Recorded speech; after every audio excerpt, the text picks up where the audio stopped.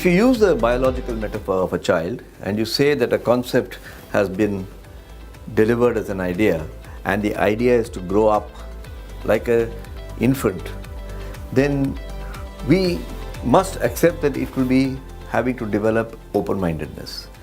It has come with a completely kora kagas and it is experimenting and touching various things. But how do you get open-minded?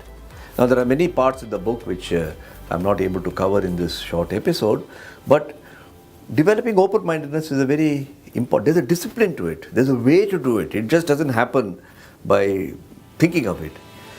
And I was very impressed. I studied in a Jesuit school in Calcutta, and I was very impressed with these Jesuits at a young age.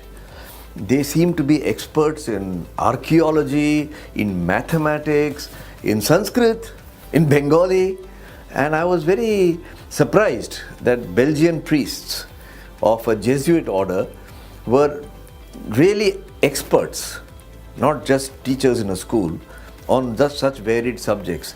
So I took a little trouble to find out a little bit about these Jesuits.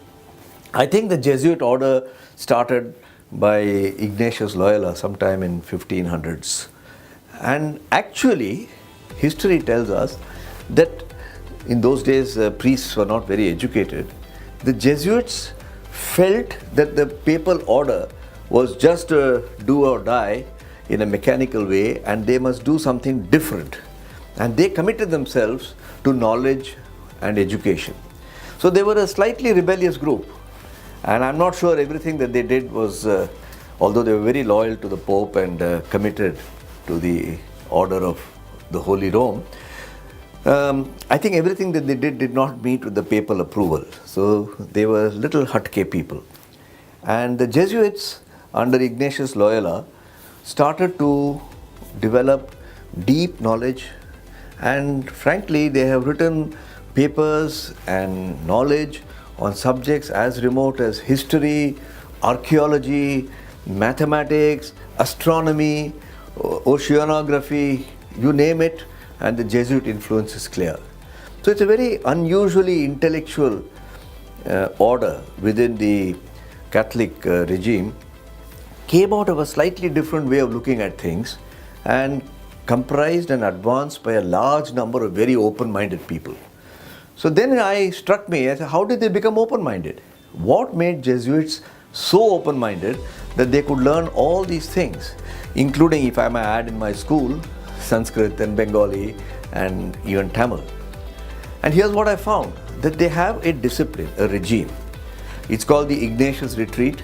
They go away for 4 weeks, they meditate, they are quiet unto themselves, their inner quietness comes out, they shed their mind of all preconceived ideas, and this, like cleaning up your cupboard, it cleans up your brain, making it welcome and windows open for new ideas, which they then absorb rapidly.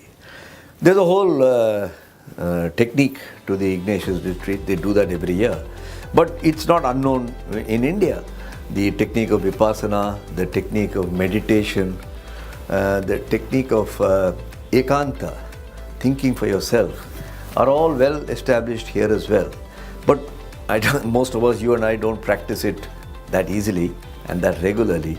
And the Jesuits made a discipline of doing so. And in the process, if you do that, you become open-minded, you see the effulgence of ideas that comes out.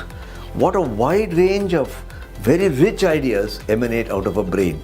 So it is good to remember, as I've said in the book, that open-mindedness is not just something which is a nice word to use, but there's a way to be open-minded. And I've tried to describe a little bit in the book about how an infant is open-minded and how an innovator can be open-minded so that his innovation has the influences of the many things around him.